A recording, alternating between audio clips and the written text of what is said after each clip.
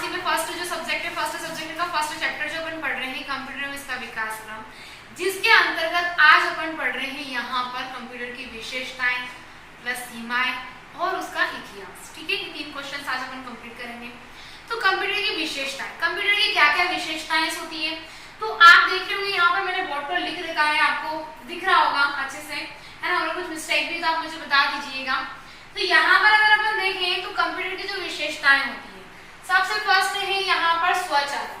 स्वचालन मतलब कंप्यूटर अपना कार्य स्वचालित रूप से करता है।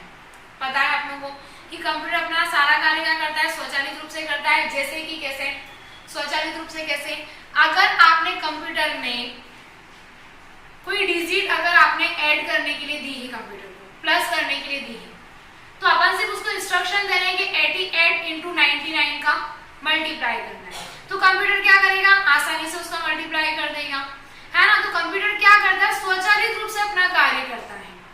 तो ये हो गया स्वचालन। सेकंड है गति, यहाँ पर सेकंड नंबर पर दिया हुआ है गति। गति का क्या मतलब होता है, तो गति का मतलब ये होता है कि कंप्यूटर क्या करता है कि अत्यधिक तीव्र गति से कार्य करता है। अत्यधिक तीव्र गति से मतलब कहने का मतलब ये है कि अगर कंप्यूटर में आप अगर कुछ वर्क करने के लिए कहेंगे तो कंप्यूटर कुछ ही सेकंड्स में उस वर्क को करके कंप्लीट करके आपके सामने रखेगा। लेकिन अगर वही कार्य मनुष्य को करने के लिए कहा जाए तो मनुष्य कितना समय लगाता है। तो ये होती है कंप्यूटर के अंतर्गत सेकंड विशेषताएं गति, कि भैया कंप्यूटर अत्यधिक तीव्र गति से अपने कार्य को मतलब कंप्लीट करता है ना। ऐसे ही थर्ड दिया हुआ है सार्वभौमिकता। यहाँ पर अगर अपन देखेंगे तो सार्वभौमिकता दिया हुआ है। सार्वभौमिकता का मतलब ये है कि कंप्यूटर अपनी ही सार्वभौमिकता से पूरी दुनिया में छाता जा रहा है। पहले कुछ देशों में कुछ जगह पर ही कंप्यूटर्स का उपयोग किया जाता है, आजकल हर जगह कंप्यूटर का उपयोग किया जाने लग गया है। क्यों? क्योंकि कंप्यूटर आसानी से बेस्ट तरीके से वर्क कर सकता है, इसलिए खुद से ही क्या हो रहा है, पूरी दुनिया में क्या हो रहा है, छाता जा रहा है। नेक्स्ट है आपके इसके अंतर्गत यहाँ पर 4th नंबर पर दिया हुआ है शुद्धता। शुद्धता का मतलब है कि कंप्यूटर बिना किसी गलती के कार्य करता है। अब आपका ये कहना होगा कि मैडम कंप्यूटर शुद्धता के अंतर्गत बिना किसी गलती के कार्य करता है, तो बिना किसी गलती के भैया कार्य कैसे करेगा, है ना, क्योंकि कंप्यूटर तो एक मशीन है। तो कंप्यूटर बिना किसी गलती के ऐसे कार्य करता है कि अगर अपन कंप्यूटर को कोई इंस्ट्रक्शन दे रहे हैं तो अगर आपने उसको सही इंस्ट्रक्शन दिया है तो भैया कंप्यूटर तो सही स्थिति में सही व्यवस्थित तरीके से ही कार्य करेगा। अगर आपको उसको सही इंस्ट्रक्शन देंगे करने के लिए, है, अगर आपने उसको गलत वर्क करने के लिए कहा है तो भैया जो आपने करने के लिए कहा है वो वही आपको आंसर देगा। कंप्यूटर पर कौन वर्क करता है, यूजर, यानी कि हम। कंप्यूटर पर अपन वर्क करते हैं, है ना। तो ऐसे होता है कि कंप्यूटर अपना कार्य पूरी शुद्धता के साथ में करता है। जो इंस्ट्रक्शन आपने उसको दिए हैं वह उन्हीं इंस्ट्रक्शंस को फॉलो करता है। ठीक है, नेक्स्ट आ जाते हैं अपन उच्च संग्रह क्षमता। अब उच्च संग्रह क्षमता का मतलब, यहाँ पर उच्च संग्रह क्षमता का मतलब ये होता है कि कंप्यूटर में जितना भी कार्य आप करते हैं कंप्यूटर सारी चीजों को क्या करके रखता है, अच्छे से स्टोर करके रखता है। उच्च संग्रह क्षमता का मतलब ये होता है कि कंप्यूटर सिस्टम में डाटा संग्रह की क्षमता क्या होती है, बहुत ज्यादा होती है, बहुत उच्च होती है।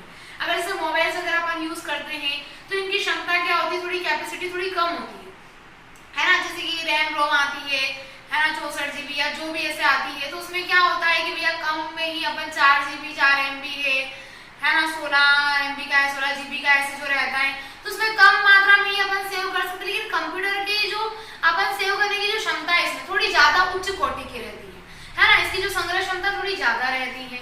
फिर नेक्स्ट दिया हुआ है याद रखने की शक्ति। अब याद रखने की शक्ति का क्या मतलब है भैया, यहाँ पे विशेषताओं में, है ना, आपके माइंड में अगर क्वेश्चन आता है कि मैडम जो विशेषताएं अपन पढ़ रहे हैं तो विशेषताओं में अगर अपन देखें तो भैया याद रखने की शक्ति। अब याद रखने की शक्ति का क्या मीनिंग निकल रहा है, क्योंकि कंप्यूटर तो एक मशीन है।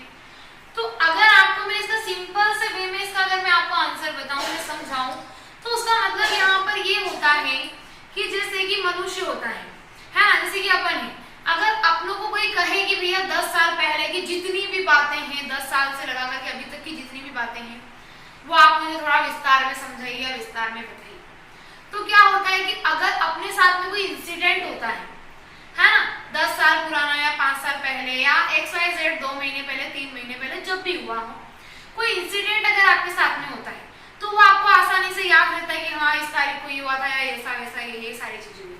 जैसे कि सपोज मान लो कि अगर किसी की शादी रही हो अपने परिवार में, है ना, तो वो अपनों को याद देते हैं कि हाँ भैया इस समय से शादी हुई थी, ये हुआ था, या फिर ऐसे कोई एक्सीडेंट्स वगैरह हो जाता है, या फिर ऐसा कोई XYZ कोई सा भी इंसिडेंट अगर अपन ले लेते हैं तो वो क्या होता है कि मनुष्य को जो याद रखने की जो क्षमता होती है मनुष्य की, वो इतनी ज्यादा नहीं रहती है। कोई इंपॉर्टेंट जो पल होते हैं या कोई इंपॉर्टेंट ऐसी चीज होती है वही मनुष्य क्या कर सकता है, याद रख सकता है।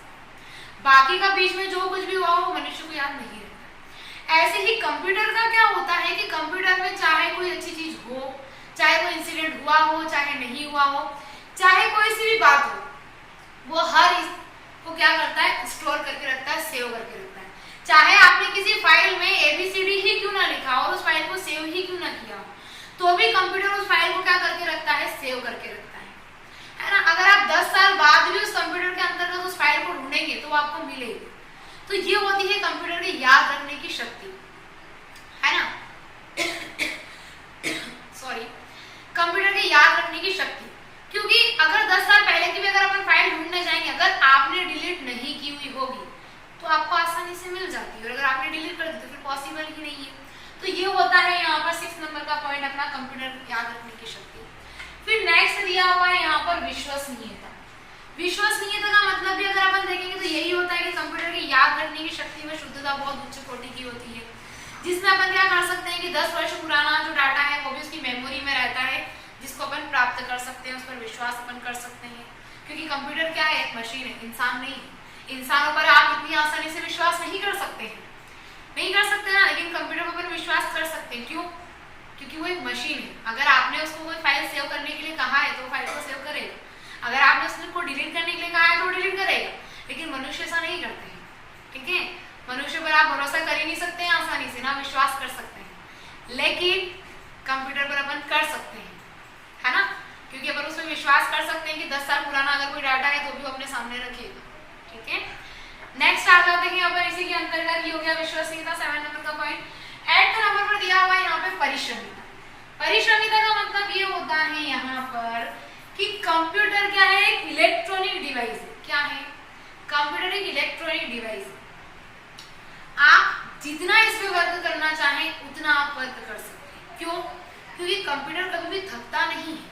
थकता है क्या? परिश्रमिता का मतलब परिश्रम कर सकता है, लेकिन अगर मनुष्य को करने के लिए कहा जाए, कंप्यूटर पर कौन वर्क करता है? यूजर। यूजर मतलब हम, अपन वर्क करते हैं। आप लोगों को अगर कंप्यूटर पर वर्क करने के लिए कहा जाए तो अपन मिनिमम तो 8 घंटा वर्क कर सकते हैं, है ना, 8 आवर्स। लेकिन इससे अधिक भी अगर अपन ज्यादा से ज्यादा करना चाहें तो 8 से 10 कर सकते हैं, लेकिन इससे ज्यादा अपन नहीं कर पाते क्योंकि अपन थक जाते हैं। लेकिन क्या कंप्यूटर कभी थकता है क्या? नहीं थकता है, क्योंकि कंप्यूटर तो क्या है, एक मशीन है। जितनी देर आप चाहें उतनी देर कंप्यूटर पर अपन क्या कर सकते हैं, वर्क आसानी से कर सकते हैं। लेकिन मनुष्य क्या होता है, जो उस पर बैठ करके वर्क कर रहा है, वो व्यक्ति एक समय आने पर थक जाता है। लेकिन बहुत सारी बार ऐसा भी होता है कि कंप्यूटर अगर आपने ज्यादा देर तक चला लिया, ज्यादा घंटों तक अगर अपन उस पर वर्क कर लेते हैं, तो कंप्यूटर वो जो होता है वो गर्म होने लग जाता है। तो उस स्थिति में थोड़े टाइम के लिए उसको अपन को बंद करना आवश्यक होता है। क्लियर है? नेक्स्ट आ जाते हैं अपन, यहाँ पर दिया हुआ है निर्णय लेने की क्षमता। अब भैया निर्णय लेने की क्षमता का मतलब, कंप्यूटर निर्णय ले सकता है क्या? मनुष्य निर्णय ले सकता है, कंप्यूटर निर्णय नहीं ले सकता है। अब इसके अंदर अपन देखें तो एक छोटा सा टॉपिक अगर अपन यहाँ देखें ना, कि निर्णय लेने की क्षमता का अभाव, कंप्यूटर में क्षमता नहीं है निर्णय लेने की। अब अगर मैं आपसे यहाँ पर एक क्वेश्चन पूछूं कि भैया कंप्यूटर एक बुद्धिमान मशीन है या नहीं है, तो कितनों का आंसर आएगा कमेंट में कि बुद्धिमान मशीन है या नहीं, है ना। एक बार कमेंट करके मुझे जरूर बताइएगा कि आपका क्या कहना है। खैर इसका आंसर तो मैं आपको भी बता ही रही हूँ कि कंप्यूटर एक बुद्धिमान मशीन नहीं है। कंप्यूटर में बुद्धि होती है क्या? अपन कहते हैं कि कंप्यूटर का मस्तिष्क किसे कहा जाता है? सीपीयू को कहा जाता है। किसे कहा जाता है? सीपीयू को कहा जाता है। क्यों? क्योंकि कंप्यूटर के अंदर जितना भी डाटा होता है, जो भी फाइल्स अपन सेव करते हैं, वो कहाँ जा करके सेव होती है? सीपीयू में जाकर के सेव होती है। इसलिए अपन क्या करते हैं कि कंप्यूटर का मस्तिष्क किसे कहते हैं? सीपीयू को कहते हैं। लेकिन कंप्यूटर एक बुद्धिमान मशीन नहीं होता है। क्यों नहीं होता है? क्योंकि उसमें निर्णय लेने की क्षमता नहीं है। मनुष्य जो कार्य, जो यूजर जो कार्य कंप्यूटर को करने के लिए कहेगा, कंप्यूटर वही कार्य करता है। कंप्यूटर स्वयं से निर्णय नहीं ले सकता है। अगर आपने उसको कहा है कि भैया नहीं आप ये करो और वो कहेगा कि नहीं मैं तो वो करूं, तो वो पॉसिबल नहीं होता है। तो कंप्यूटर एक बुद्धिमान मशीन नहीं है, इसलिए कंप्यूटर एक निर्णय लेने की क्षमता उसमें नहीं होती है। जैसे कि कंप्यूटर एक मशीन है, अगर आपका मन किया तो आप उसको उठा करके भड़क भी सकते हैं, तो वो ये कहेगा कि नहीं नहीं भैया ऐसा मत करो। अगर आप किसी पर्सन को कुछ कहेंगे तो वो दो बात आपको कहेगा, है ना। तो ऐसा ही कंप्यूटर के अंतर्गत होता है, क्योंकि कंप्यूटर क्या है, एक मशीन है। चलिए वापस अपन आ जाते हैं कंप्यूटर की विशेषताओं पर, एक बार फिर से रिपीट कर लेते हैं, है ना। सबसे फर्स्ट होता है स्वचालन, सेकंड है गति, थर्ड है आपका सार्वभौमिकता, फिर उसके बाद में दिया हुआ है आपका शुद्धता, फिर है आपकी उच्च संग्रह क्षमता, फिर दिया हुआ है आपका याद रखने की शक्ति, फिर है विश्वसनीयता, उसके बाद में आ जाते हैं परिश्रमिता, उसके बाद में निर्णय लेने की क्षमता का अभाव। ठीक है, तो ये हो गया है यहाँ पर आपकी विशेषताएं। नेक्स्ट अगर अपन देखते हैं यहाँ पर, तो कंप्यूटर की सीमाएं। भैया कंप्यूटर की सीमाएं कितनी है अपने यहाँ पर, तो कंप्यूटर की सीमाएं दो ही है। दो कौन कौन सी है? सबसे फर्स्ट दिया हुआ है बुद्धिमत्ता की कमी, और सेकंड दिया हुआ है आत्मरक्षा में अक्षम। जस्ट मैंने अभी आपको इसे फर्स्ट वाले पॉइंट में जो पहला पढ़ा था निर्णय लेने की क्षमता का अभाव, उसी में मैंने अभी आपको बताया है कि बुद्धिमत्ता की कमी मतलब कंप्यूटर में बुद्धि नहीं होती है ना। ये स्वयं से कोई भी निर्णय, खुद से कोई भी निर्णय नहीं ले सकता है, तो ये हो गया बुद्धिमत्ता की कमी। नेक्स्ट दिया हुआ है आत्मरक्षा में अक्षम, जो कि मैंने जस्ट अभी आपको बताया कि आत्मरक्षा में अक्षम से क्या मतलब होता है।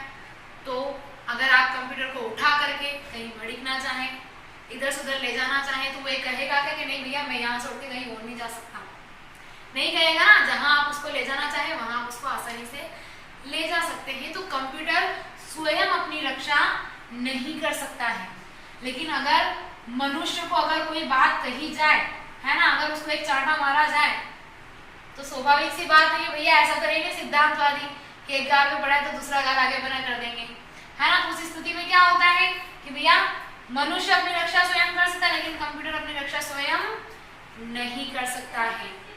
क्लियर है? तो ये होती है कंप्यूटर की विशेषताएं और ये होती है कंप्यूटर की सीमाएं, है ना। जितनी देर मैंने आपको यहाँ पर सारी चीजें समझाई है, तो सारी चीजें आप आसानी से नोट करिएगा कॉपी में। अगर आप नोट करेंगे तो ही आपको सारी चीजें समझ में आएगी, अदरवाइज क्या होता है कि मैंने समझाया पढ़ाया फिर आप बाद में भूल जाएंगे। ठीक है, अब नेक्स्ट अगर अपन देखते हैं इसी के अंतर्गत, तो यहाँ पर आप अपन एक चीज और पढ़ लेते हैं। तो एक चीज अपन यहाँ पर देखते हैं कंप्यूटर का इतिहास। विशेषताएं पढ़ ली, सीमाएं पढ़ ली, अब अपन देख लेते हैं यहाँ पर कंप्यूटर का इतिहास कि कंप्यूटर का इतिहास क्या है ना। तो कंप्यूटर का इतिहास अगर अपन देखते हैं तो कंप्यूटर का इतिहास भी जानना बहुत जरूरी हो जाता है अपने लिए, है ना। तो कंप्यूटर का इतिहास ये होता है कि कंप्यूटर का इतिहास लगभग 3000 वर्ष पुराना है। कितना पुराना है? लगभग 3000 वर्ष पुराना है। और 3000 वर्ष पुराने से मतलब ये कि जब चीन में एक गणना यंत्र, उस गणना यंत्र का नाम क्या था? तो उस गणना यंत्र का नाम था अबेकस। क्या था? अबेकस। ये आप याद रखिएगा, सीपीसीटी की एग्जाम में क्वेश्चंस में आता है और बहुत सारे बच्चे कंफ्यूज हो जाते हैं वहां पर, है ना। तो ये आप थोड़ा ध्यान रखिएगा कि कंप्यूटर का इतिहास लगभग कितने हजार वर्ष पुराना है? तो 3000 वर्ष पुराना है ना। और चीन ने एक गणना यंत्र अबेकस का क्या किया था? आविष्कार किया था, है ना। अब अबेकस का जब आविष्कार हुआ तो इसको अपन क्या कहते हैं? यह एक यांत्रिक डिवाइस है ना। क्या कहेंगे? एक यांत्रिक डिवाइस है ना। अब यांत्रिक डिवाइस मतलब मैकेनिकल डिवाइस, जो आज भी क्या कर रही है? चीन जापान आदि देशों में उपयोग की जा रही है। कहाँ कहाँ पर उपयोग कर रहे हैं? चीन जापान आदि देशों में उपयोग अपन आज भी इसको आसानी से वहां पर इसका यूज हो रहा है। तो क्लियर है, कंप्यूटर का इतिहास कितने हजार वर्ष पुराना है? 3000 वर्ष पुराना है। 3000 वर्ष पुराना है। और कब किया गया था? कौन से देश ने किया था? तो चीन ने किया था। चीन ने क्या किया था? चीन ने गणना यंत्र का आविष्कार किया था जिसका नाम अबेकस रखा गया था, है ना। अब अबेकस जो हुआ था उसका आविष्कार हुआ था, इसी के साथ में कौन कौन सी जगह इसका यूज किया जा रहा है? तो चीन जापान आदि देशों में इसका उपयोग किया गया है। अब आपके माइंड में आ रहा हो कि गणना यंत्र तो है, तो गणना यंत्र तो आप लोगों को पता है कैलकुलेशंस जो अपन करते हैं, लेकिन इसका नाम क्या रखा था उन्होंने? अबेकस रखा था। अब गणना यंत्र क्या, कैसा गणना है? अबेकस जो है, तो वो भी मैं आपको थोड़ा सा बता देती हूँ। जैसे कि अगर अपन देखेंगे यहाँ पर आपने लिख लिया होगा ना, ये